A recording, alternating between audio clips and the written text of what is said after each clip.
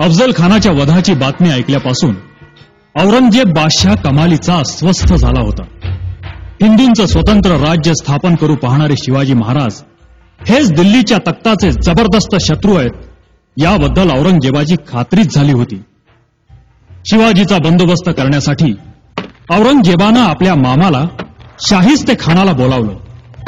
तो त्याला म्हणाला, काय वाटेल ते कर, पण शिवाजीचा पराभव झालाच पाहिजे.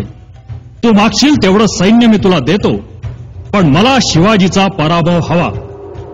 एक लक्षात ठेव, जर का तुला हे जमलं नाही तर मला तोंड दाखवायला सुद्धा येऊ नकोस. शाहिस्ते खान निघाला. आपल्या बरोबर औरंगजेबाची सुसज्ज फौज घेऊन निघाला. अनेक हत्ती, उंट, हजारो घोडे, दारू गोळ्याचे छकडे, तोफा, शस्त्रास्त्र, जे जे बरोबर घेणं शक्य होतं तेवढं सर्व साहित्य घेऊन शाहिस्ते खान निघाला. त्याची फौज सागरासारखी अवाढव्य होती. अजस्त्र लोंड्यासारखा तो स्वराज्यावर चाल करून आला. शाहिस्ते खानाला पक्की माहिती होती, डोंगरी किल्ल्यांशी झुंज घेणं आपल्याला परवडणार नाही आणि जमणार तर त्याहूनही नाही. शिवाजीशी लढाई करायची तर मैदानात, म्हणजे त्याला कुठेच लपता येणार नाही आणि आपलं काम फत्ते होईल. म्हणून खान आला तो थेट शिवाजीच्या पुण्यातील लाल महालात. तिथेच त्यानं आपला तळ ठोकला. खानाच्या अफाट सैन्यापुढे महाराजांच्या मावळ्यांचं काहीच चाले नाही. त्यांना मनाप्रमाणे संचार सुद्धा करता येईना. खान नागासारखा महालात बसला होता. शिवाजी महाराजांना मोठा प्रश्न पडला, या खानाला पुण्यातून कसा हुसकावून लावायचा, कारण समोरासमोर लढणं केवळ अशक्यच होतं. महाराज विचार करू लागले. अचानक एक धाडसी विचार डोक्यात आला. ताबडतोब महाराज माँसाहेबांकडे गेले. माँसाहेबांनी शांतपणे त्यांची योजना ऐकली. डोळे बंद करून त्या शिवबाला म्हणाल्या, शिवबा, अरे शिवबा, तुझी योजना, पण बेत फसला तर प्राणाला धोका आहे रे शिवबा. माँसाहेब, तुमचे आणि भवानी मातेचे आशीर्वाद माझ्या पाठीशी असताना आमच्या प्राणाला कसलाही धोका नाही. आम्ही काळालाही भीत नाही, म्हणूनच आपल्याकडे परवानगी मागायला आलो. माँसाहेबांनी आशीर्वाद दिला. इकडे शाहिस्ते खान पुण्याचा बंदोबस्त चांगलाच वाढवला होता. वेशीच्या आत येणाऱ्या आणि जाणाऱ्यांची कसून चौकशी होत होती. महाराजांनी आपल्या एका मावळ्याला लग्नाची वरात मिरवीत आणण्याची परवानगी मागण्यासाठी शाहिस्ते खानाच्या अधिकाऱ्याकडे पाठवलं. त्यानं परवानगी दिली.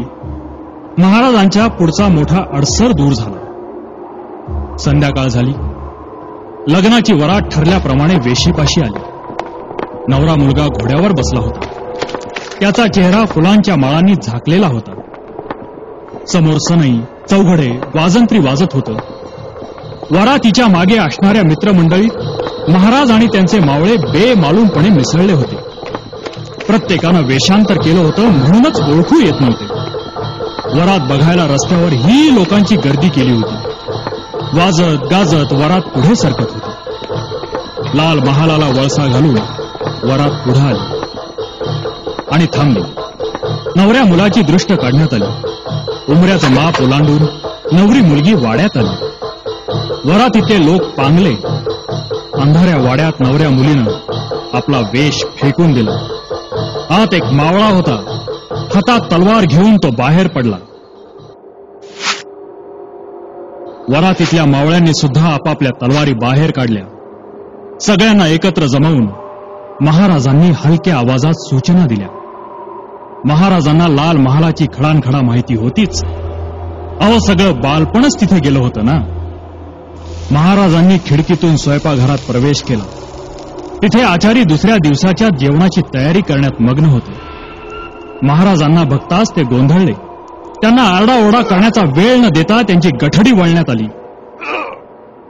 तिथून सर्वजण खानाच्या शय्यागृहात शिरले. खान आपला शय्यागृहात घोरत पडला होता. आपल्या खोलीत प्रत्यक्ष काळ उभा आहे याची त्या बिचाऱ्याला कल्पना सुद्धा नव्हती. एवढ्यात खाली आरडाओरडा ऐकू आला. खानाची झोपमोड झाली. काय झालं, कसला दंगा सुरू आहे म्हणून बघण्यासाठी खिडकीतून खाली पाहू लागला. खाली वाड्याच्या चौकात त्याला मावळे दिसले. शिवाजीच्या मावळ्यांना पाहताच त्याला काही सुचेना. या अल्लाह, या अल्लाह असा आरडाओरडा करायला लागला. त्याच्या अंगात कापरं भरलं. इतक्यात खिडकीतून महाराज आत आले. तलवार उगारलेले महाराज दिसताच जीव वाचवण्यासाठी खानानं खिडकीतून उडी मारून पळून जाण्याचा प्रयत्न केला. तेवढ्यात महाराजांनी घाव घातला. खाडकन घाव खानाच्या उजव्या हातावर बसला. खानाच्या हाताची बोटं तुटली. जीव वाचवण्यासाठी खान पळाला. तो थेट जनानखान्यात बुरखा घालून लपून बसला. बुरख्यातून आवाज आला, हम पर रहम कीजिए, हम पर रहम कीजिए. महाराजांनी विचारलं, कौन है? ये खान साहब की बड़ी बेगम है. बुरख्यातून आवाज आला. महाराज जागच्या जागी थांबले, कारण आवाज तर मर्दानी वाटत होता.